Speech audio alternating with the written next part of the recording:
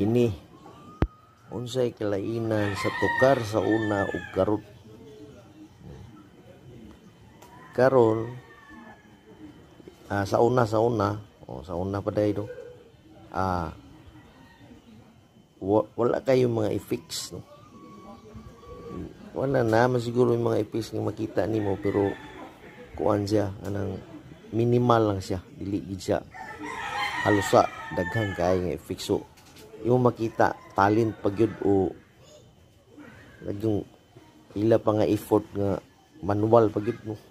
Nanagid siya, pero limpyo kay paminawon lang sa una. Ngayon kasi kulang sila og mga mga gadgets nila. Karon nalabian sa gadgets ang bag-o.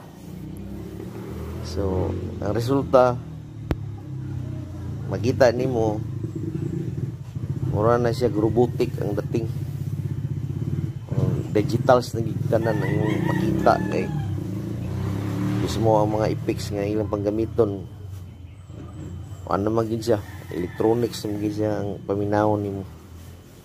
So mura dol ang diferensya, pero sa ako mas lami pagid ng karaan nga paghimo sa ilang kanta kay pamba progress gay yung makita sila. Dili pare karon nga unya dali ra pud kay maluma ang karon kontra sa una.